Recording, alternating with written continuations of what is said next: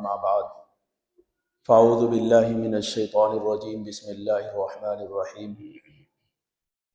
قد افلح من تزکا وذکر اسم ربہ فصلی صدق اللہ العظیم۔ پیارے دوستوں اور بزرگوں، اللہ کا بڑا احسان ہے، کرم ہے، اس کا فضل ہے کہ اس رب نے الحمدللہ رمضان المبارک کا مہینہ عبادات کے ساتھ ہم سے گزروا دیا ہے۔ یہ اللہ کا ہی احسان ہے، اللہ ہی کا کرم ہے۔ آج رمضان المبارک کا یہ آخری جمعہ ہے، جمعۃ الوداع کہا جاتا ہے اس کو۔ پچھلے 4 جمعے گزرے ہیں، ان کی فرضیت اور اس کی فرضیت میں کوئی فرق نہیں ہے۔ جو فرض 4 جمعے گزرے ہیں، جو ثواب ان جمعوں کو تھا وہی اس جمعے کا ہے۔ ہم یہ کیا سوچتے ہیں کہ آخری جمعہ ہے، ثواب زیادہ ملے گا اور جمعہ پڑھنا ہے، ضرور پڑھنا ہے۔ سب جمعے پورے سال کے ایسے ہی ضرور پڑھ لیں، سب کا ثواب برابر ہے۔ رمضان المبارک کے جیسے اور 4 جمعے گزرے ہیں، ان کا ثواب بھی ایسا ہی ہے اور اس کا ثواب بھی ایسا ہی ہے۔ بس فرق اتنا ہے کہ رمضان المبارک کا مہینہ گزر رہا ہے، بلکہ گزر گیا ہے، چند گھنٹے باقی رہ گئے ہیں۔ اللہ کی بارگاہ میں زبان پر ہمارے افسوس ہے، لیکن دل میں خوشی ہے۔ فقہا نے لکھا ہے کہ زبان پر افسوس کر سکتے ہیں، لیکن دل میں خوشی ہونی چاہیے، دل میں رنج نہ ہونا چاہیے۔ اور دل میں رنج اور غم کیوں نہ ہو؟ اس لیے کہ رمضان المبارک کا مہینہ روزے اور تراویح اور عبادات کے ساتھ ہم نے گزارا ہے۔ یہ بہت خوشی کی بات ہے، یہ ہمارے دل میں خوشی ہونی چاہیے اس کی۔ اگر ہم دل میں رنج کرتے ہیں، غم کرتے ہیں، تو پھر یہ رنج اور غم کہاں؟ اگر اللہ رب العزت آج کا مہینہ گزرنے کے بعد رمضان کا اور جو اگلا چاند شام کو نظر آئے گا، اگر وہ کہ اللہ کی طرف سے اعلان ہو جائے کہ پھر رمضان شروع ہو گیا ہے، پھر کون بندہ ہے جو رنج اور غم پھر کتنا بڑھ سکتا ہے؟ اس لیے رمضان المبارک کا مہینہ اللہ رب العزت نے جو عبادت کے لیے ہمیں دیا تھا ایک مہینہ، وہ الحمدللہ پورا ہونے والا ہے۔ اللہ اس کو اپنی بارگاہ میں قبول فرمائے۔ رمضان المبارک کا مہینہ، اس مہینے میں برکات، اللہ کی رحمتیں، مغفرتیں، بخششیں اللہ کی طرف سے ڈھونڈ رہی تھی۔ پہلی رات سے ہی رمضان المبارک کی اللہ رب العزت اپنے بندوں کو، 10 لاکھ بندوں کو ہر رات اللہ رب العزت جہنم سے خلاصی عطا فرماتے اور بخشش عطا فرماتے ہر رات۔ اور رمضان المبارک کی جب آخری رات ہوتی ہے تو جتنے شروع مہینے سے جتنے اب تک اللہ نے خلاصی لکھی ہے، اتنے ہی برابر ایک رات میں اللہ رب العزت اپنے بندوں کو جہنم سے خلاصی عطا فرماتے ہیں۔ تو اس مہینے میں اللہ رب العزت کی بخششیں، رحمتیں، مغفرتیں بندوں کو ڈھونڈتی پھرتی ہے۔ شب قدر میں ڈھونڈتی ہے، 27ویں رات میں ڈھونڈتی ہے، پھر عید کے دن بھی ڈھونڈتی ہے۔ اور یہ ڈھونڈتی ہے اس لیے تاکہ کوئی بندہ ایسا نہ رہے جس کے کہ کسی کی، کوئی مسلمان بندہ ایسا نہ رہے جس کی مغفرت نہ ہو۔ اس لیے اللہ رب العزت نے صرف ایک دن مغفرت کا نہیں رکھا، بلکہ اللہ رب العزت نے ہر دن مغفرت کا رکھ دیا کہ کوئی بھی آئے اور معافی مانگے اور ہم اسے معاف فرمائیں۔ تو یہ رمضان المبارک کا مہینہ جو ہم نے گزارا ہے، اللہ اس کو اپنی بارگاہ میں قبول فرمائے۔ اور رمضان المبارک کا یہ مہینہ، پورے سال ہم نے زندگی میں ایسی عبادت نہیں کی ہے جیسی عبادت ہم نے رمضان میں کی، اور رمضان المبارک ایسا ہمارا نہیں گزرتا ہے جیسے ہمارے سلف اور صالحین اور ہمارے بزرگان دین کا گزرا ہے۔ ایسا ہمارا رمضان نہیں گزرتا ہے۔ لیکن اللہ کی بارگاہ میں اگر یہ ایسا رمضان بھی ہم روزے اور تراویح کے ساتھ لے کر چلے گئے، شاید کہ اللہ ہمیں معاف فرما دے، اللہ قبول فرما لے۔ میرے بھائیوں اور بزرگوں، حضرت یوسف علیہ السلام جب بازار میں ان کو بیچا جا رہا تھا، تو ایک بوڑھی اماں دھاگے کی ایک اینٹی لے کر جا رہی تھی، جو یوسف کو خریدنے کے لیے بڑے بڑے نواب، امراء اور سلاطین اور بڑے لوگ جا رہے تھے اپنے مال و دولت کے بیگ لے کر، صندوق لے کر حضرت یوسف کو خریدنے کے لیے۔ تو انہی میں ایک بوڑھی اماں تھی جو دھاگے کی اینٹی لے کر جا رہی تھی۔ کسی نے پوچھ لیا، پوچھنے والے نے، اماں کہاں جا رہی ہو؟ کہنے لگی، میں نے سنا ہے کہ مصر کے بازار میں ایک بہت خوبصورت بچہ ہے جس کا نام یوسف ہے، جو اللہ کا پیغمبر ہے، میں اس کو خریدنے کے لیے جا رہی ہوں۔ تو کہنے لگے نوجوان، وہ اماں کہاں، کیوں مذاق کر رہی ہو؟ دھاگے کی اینٹی لے کر جا رہی ہے، وہاں تو بڑے بڑے لوگ آئے ہوئے، اپنے مال و دولت لے کر آئے ہوئے، امراء، سلاطین، اور وہاں اتنے بڑے بڑے لوگ ہیں، آپ کو کون پوچھنے والا ہے وہاں؟ کہنے لگی، میں بھی جانتی ہوں اس بات کو کہ مجھے کوئی پوچھنے والا نہیں اس بازار میں، اور میں خرید نہیں سکتی ہوں، لیکن کل قیامت کا میدان ہوگا اور اللہ رب العزت اعلان فرمائیں گے کہ میرے یوسف کو خریدنے والے کون کون ہیں، اٹھو۔ تو میں بھی کھڑی ہو جاؤں گی، مولا میں بھی خریدنے گئی تھی، میں بھی آپ کے یوسف کو خریدنے کے لیے گئی تھی، تو ان خریداروں میں میرا بھی نام آ جائے گا۔ اسی طریقے سے میں بتانا یہ چاہتا ہوں آپ حضرات کو کہ ہمارے سلف اور صالحین اور ہمارے بزرگان دینوں نے، ان لوگوں نے جس طریقے سے رمضان المبارک کا مہینہ گزارا ہے، ہم اس طریقے سے نہیں گزار سکتے۔ انہوں نے ساری زندگی اپنی اللہ کی عبادت میں گزاری ہے، ہمارا ایک مہینہ ہم جب لے کر جائیں گے تو ہم بھی کھڑے ہو جائیں گے، مولا ہمارے پاس تو صرف ایک ہی مہینہ ہے عبادت کا، اس کو قبول فرما لے، تو ہمارا بھی نام عبادت گزاروں میں شامل ہو جائے۔ بس اس نیت سے ہم نے رمضان المبارک کا مہینہ گزارا ہے، اللہ اپنی بارگاہ میں قبول فرمائے۔ کل عید کا دن ہے، اور عید کے دن کے لیے ہمیں اپنے شریعت کے دائرے میں رہ کر ہی اپنے خوبصورتی اور اپنی زیب و زینت، اور اسی طریقے سے شریعت کے دائرے میں رہ کر اپنی خوشی کو منائیں۔ مسلمانوں کا بڑا تہوار ہے، اللہ رب العزت اپنے بندوں کو معاف فرماتے ہیں۔ بہت سارے بندے ایسے ہیں جنہوں نے روزے نہیں رکھے، تراویح نہیں پڑھی، تو اگر وہ بھی توبہ کر لے، شاید کہ اللہ رب العزت انہیں بھی معاف فرما دے۔ نہیں تو خوشی تو ان کے لوگوں کے لیے جنہوں نے روزے رکھے ہیں، تراویح پڑھی ہے، جنہوں نے رمضان المبارک کے مہینے کی قدر کی ہے، خوشی ان کے لیے ہے۔ لیکن اگر وہ بھی توبہ کر لے، آئندہ کے لیے کہہ لے اللہ ہم آئندہ ایسا نہیں کریں گے، اور ہم آئندہ اگر رمضان ہماری زندگی میں آئے گا تو ہم اس کو صحیح گزاریں گے، شاید کہ اللہ رب العزت ان کو بھی معاف فرما دے۔ تو یہ مغفرت کی رات آج جو ہے لیلۃ الجائزہ کے نام سے اس رات کو پکارا جاتا ہے، انعام والی رات ہے، تو اس میں کلام پاک بھی پڑھا جائے، نوافل بھی پڑھے جائے، اور اس میں اللہ کی درود شریف بھی پڑھا جائے، تسبیحات بھی پڑھی جائے۔ اس طریقے سے ہم اس رمضان مبارک کی آخری جو رمضان مبارک تو گزر گیا ہے، لیکن عید کی رات میں اس طریقے کے اعمال کرنے سے اللہ رب العزت، دیکھو کل کو مزدوری ملنے والی ہے، کل کو مزدوری ملنے والی ہے، اللہ رب العزت اعلان فرمائیں گے اپنے فرشتوں کو، چوراہوں پر، سڑکوں پر، اور جہاں جہاں لوگ کھڑے ہوتے ہیں، لوگ چلتے ہیں، وہاں آ کر کے فرشتے کھڑے ہو جائیں گے اور اعلان کریں گے، صرف جنات اور انسانوں کے علاوہ ان کی آوازوں کو سب جانور سنیں گے اور سب مخلوق سنے گی، جب وہ اعلان کریں گے چلو رب کریم کی درگاہ میں چلو۔ تو میرے بھائیوں اور بزرگوں، آ جاؤ مولانا اشرف علی آ گئے بھائی، یہ تھوڑی 5 منٹ یہ بھی آپ کے سامنے۔ تو اللہ کی بارگاہ میں وہ پورے بندوں کو سلام کریں گے، مصافحہ کریں گے، اور وہ بھی جو ہے اللہ کی بارگاہ میں لے کر آئیں گے، بندوں کو اعلان کریں گے چلو اپنے اس قریب رب کی طرف جو مغفرت کرنے والا ہے، جو بخشش کرنے والا ہے۔ اور فرشتوں سے اللہ رب العزت کہتے ہیں اے میرے فرشتوں یہ بتاؤ جو مزدور پوری مزدوری کر چکا ہو اس کا کیا معاوضہ ہے اور اس کو کیا دیا جائے؟ تو فرشتے عرض کرتے ہیں کہ جی ان کی مغفرت کر دی جائے، ان سے آپ راضی ہو جائے، وہ آپ کی رضا چاہتے ہیں، آپ سے مغفرت چاہتے ہیں جنہوں نے آپ مزدوری کی ہے۔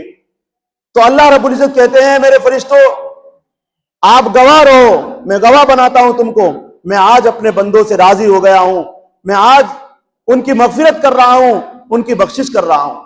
تو اس طریقے سے ہمیں رمضان المبارک کے مہینے میں اللہ رب العزت خوشخبریاں اور اعلان کراتے ہیں۔ اس لیے اللہ تعالیٰ ہم سب کو عمل کرنے کی توفیق نصیب فرمائے۔ 5 منٹ عیدگاہ کریں گے، چلو مولانا ابھی کرانی ہے اعلان۔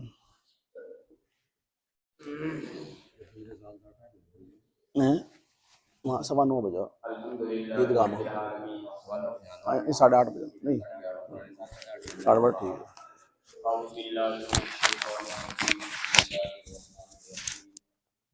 یا ایھا الذین آمنوا اتقوا اللہ حق تقاتہ ولا تموتن الا وانتم مسلمون۔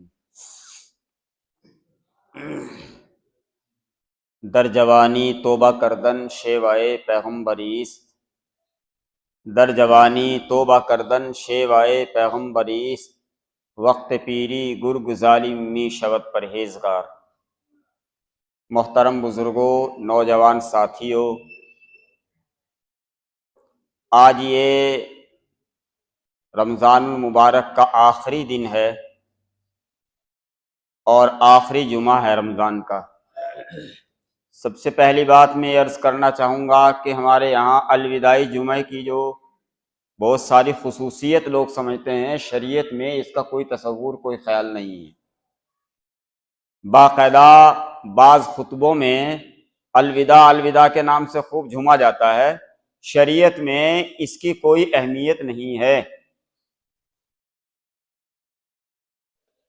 جمعہ جمعہ ہے، چاہے وہ شروع کا ہو اور چاہے وہ آخر کا ہو۔ دوسری بات یہ ہے کہ یہ رمضان المبارک کی راتیں تو چلی گئی اور یہ چاند رات آنے والی ہے آج شام میں۔ حدیث پاک میں آتا ہے کہ اللہ تعالیٰ رمضان المبارک میں دنوں میں یا رات میں پورے رمضان میں جتنے لوگوں کی مغفرت کرتا ہے، چاند رات میں اس سے زیادہ لوگوں کی مغفرت کے فیصلے ہوتے ہیں۔ اسی طریقے سے چاند رات بھی عبادت کی رات ہے۔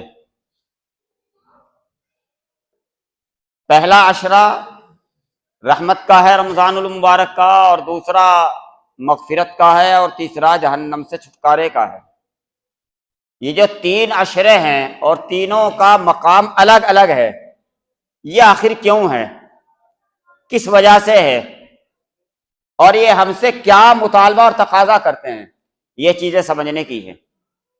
دیکھو، رمضان المبارک میں بندہ اللہ کی طرف خاص طور سے متوجہ ہو جاتا ہے اگر اس کے اندر ایمان ہے، اگر اللہ کا ڈر اور خوف ہے تو وہ بہت سی برائیوں کو چھوڑ دیتا ہے رمضان المبارک میں۔ آپ نے دیکھا ہوگا بعض لوگ شراب پینا چھوڑ دیتے ہیں۔ پہلے زمانے میں ٹی وی ہوا کرتے تھے، اب تو ہر جیب میں ٹی وی ہے، ٹی وی کا بھی باپ پڑا ہے، لیکن ہم نے دیکھا کہ بہت سے لوگ ٹیلی ویژن جو ہے اس کو بند کر کے رکھ دیا کرتے تھے، رمضان المبارک آ رہا ہے۔ اب جب انسان اپنے گناہوں سے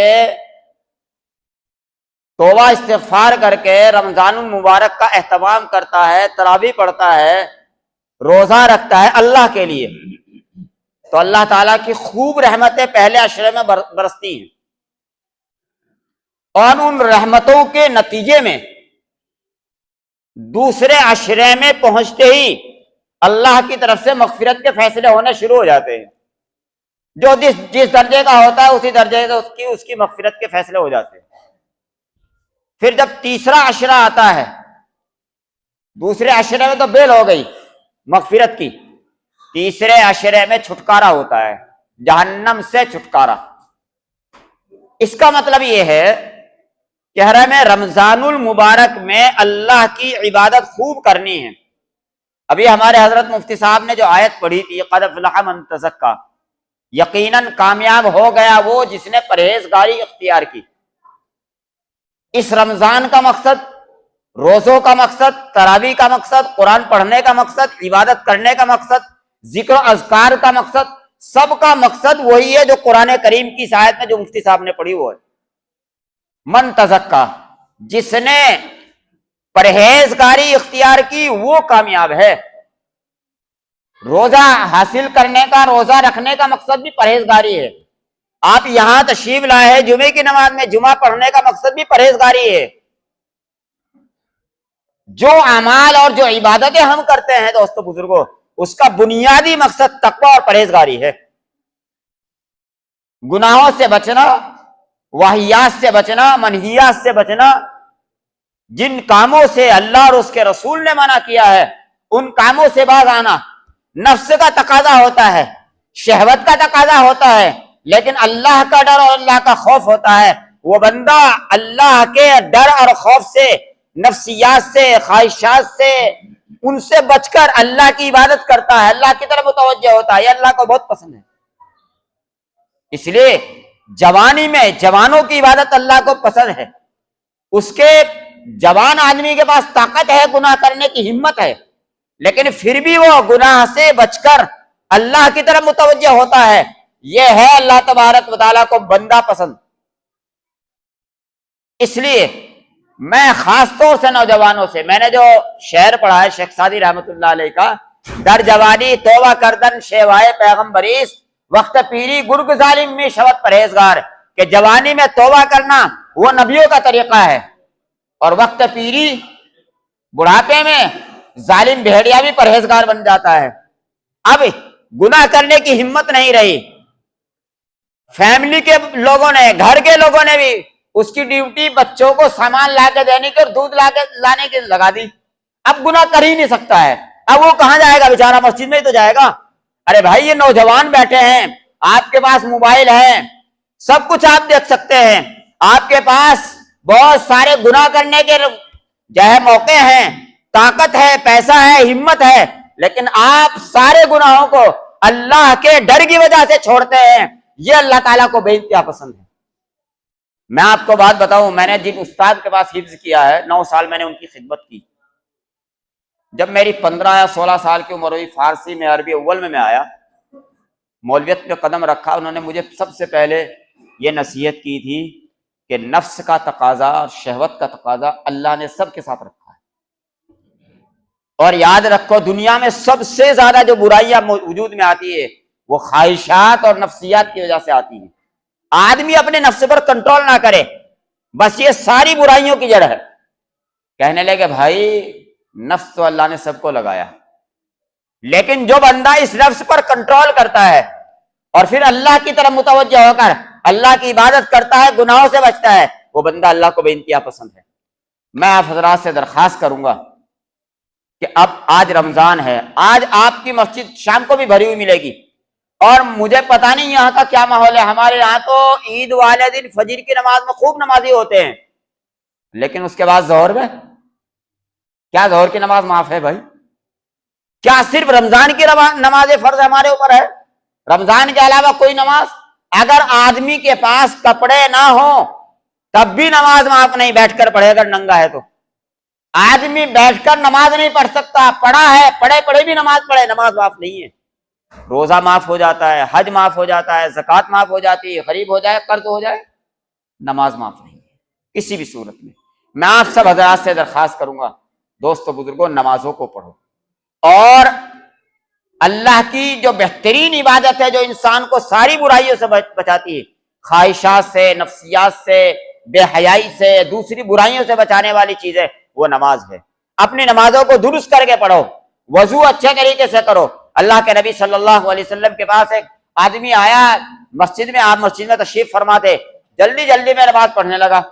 صحابہ کے زمانے کی نماز تھی، آج کی نماز نہیں تھی کہ نماز میں سارا حساب ہو جاتا ہے کاروبار کا۔ تو آپ صلی اللہ علیہ وسلم نے ان کو بلایا اور فرمایا صلی فإنک لم تصلی، نماز پڑھو، آپ نے نماز نہیں پڑھی۔ وہ ساتھی پھر گئے مسجد میں، نماز پڑھی۔